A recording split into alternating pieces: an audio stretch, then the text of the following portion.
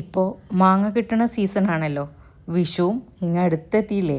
അപ്പോഴേ ഇന്ന് നമുക്കൊരു മാമ്പഴ പ്രഥമൻ ഉണ്ടാക്കിയാലോ. എങ്ങനെ, എല്ലാവർക്കും ഇഷ്ടമല്ലേ? അപ്പോൾ നമുക്കെങ്ങനെയാണ് ചെയ്തെടുക്കുന്നത് നോക്കാം കേട്ടോ. ഞാനിവിടെ വലിയ 3 മാങ്ങ കട്ട് ചെയ്തിട്ട് എടുക്കുന്നുണ്ട്. അതുപോലെ തന്നെ ഒരു മാങ്ങ നമുക്ക് അരച്ചെടുക്കുകയും വേണം കേട്ടോ. അപ്പോൾ ഞാൻ ഇതുപോലെ സ്ക്വയർ ആക്കിയിട്ട് കട്ട് ചെയ്തിട്ടാണ് 3 മാങ്ങ എടുക്കുന്നത്.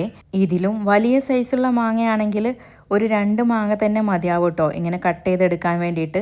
അതുപോലെ തന്നെ നമുക്ക് ഒരു മാങ്ങ അരച്ചെടുക്കുകയും കൂടെ വേണം.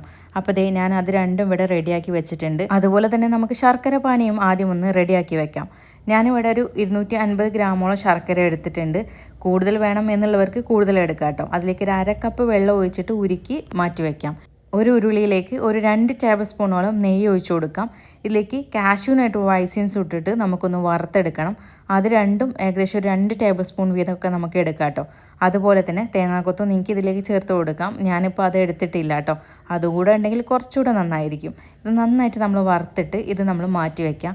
നമ്മൾ ഇതേ നെയ്യിലേക്ക് തന്നെ നമ്മൾ നേരത്തെ അരച്ച് വെച്ചിട്ടുണ്ടായിരുന്ന ആ ഒരു മാങ്ങ ഉണ്ടല്ലോ, അത് ഇതിലേക്ക് അങ്ങ് ഇട്ട് കൊടുക്കാം. നന്നായിട്ടൊന്ന് വഴറ്റിയെടുക്കാം. അതുപോലെ തന്നെ നമ്മൾ നേരത്തെ കട്ട് ചെയ്ത് വെച്ചിട്ടുണ്ടായിരുന്ന മാങ്ങയും ഇതിലേക്ക് തന്നെ ഇട്ട് കൊടുക്കുക കേട്ടോ. ഈ നെയ്യിൽ ഈ മാങ്ങ നന്നായിട്ട് ഒന്ന് പിടിച്ച് വരണം കേട്ടോ. മാത്രമല്ല കുറച്ചൊന്ന് വെന്ത് വരികയും കൂടെ വേണം. അതിനുശേഷമാണ് നമ്മൾ ബാക്കിയെല്ലാം ചേർക്കുന്നത്. ഇപ്പോൾ കണ്ടല്ലോ, ഈ ഒരു പരുവമാവുന്ന സമയത്ത് നമ്മൾ ഇതിലേക്ക് ശർക്കര പാനി ചേർത്ത് കൊടുക്കുകയാണ്. അപ്പോൾ നമുക്കതൊന്ന് അരിച്ചിട്ട് വേണം ഇതിലേക്ക് ഒഴിച്ചു കൊടുക്കാനായിട്ട്.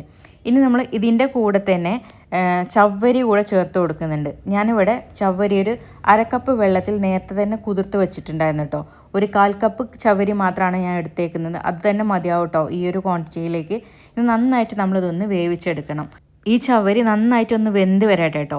എന്നിട്ടാണ് നമ്മളിതിലേക്ക് തേങ്ങാപ്പാൽ ചേർത്ത് കൊടുക്കുന്നത്. ഞാനിവിടെ 3 കപ്പ് 2-ാം പാൽ ചേർത്ത് കൊടുക്കുന്നുണ്ട്. നമ്മുടെ പായസത്തിന് ഒരു കുറുക്കം വരുന്നവരെ നമ്മളിതൊന്ന് വേവിച്ചെടുക്കണം കേട്ടോ. അപ്പോൾ നമ്മുടെ ഈ ഒരു പായസം നന്നായിട്ട് തിളച്ച് ഇതുപോലെ ഒന്ന് കുറുകി വരുന്ന സമയത്ത് നമ്മളിതിലേക്ക് ചേർക്കേണ്ടത് ഏലക്കാപ്പൊടിയും ചുക്കുവാണേ. അത് രണ്ടും നമ്മളിതിലേക്ക് അങ്ങ് ചേർത്ത് കൊടുക്കാം. എന്നിട്ട് നന്നായിട്ടൊന്ന് മിക്സ് ചെയ്തെടുക്കാം കേട്ടോ. ഇനി നമ്മൾ ഇതിലേക്ക് അവസാനമായിട്ട് 1-ാം പാൽ കൂടെ ചേർക്കാനുണ്ട്. അത് ഞാൻ 1 കപ്പാണ് എടുത്തേക്കുന്നത്. ഇത് ഏകദേശം നല്ല പോലെ കുറുകി വന്നതിന് ശേഷമാണ് കേട്ടോ ഞാനിതിലേക്ക് 1-ാം പാൽ ചേർത്ത് കൊടുക്കുന്നത്.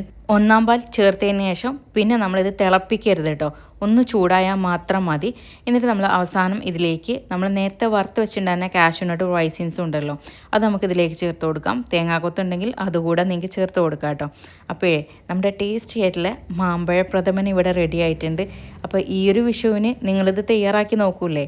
ഇനി തയ്യാറാക്കുന്നവരുണ്ടെങ്കിൽ ഇതൊന്ന് സേവ് കൂടെ ചെയ്തോളൂ കേട്ടോ. വീഡിയോ നിങ്ങൾക്ക് ഇഷ്ടപ്പെടുവാണെങ്കിൽ ലൈക്ക് ചെയ്യാനും ഷെയർ ചെയ്യാനും മറക്കരുത്.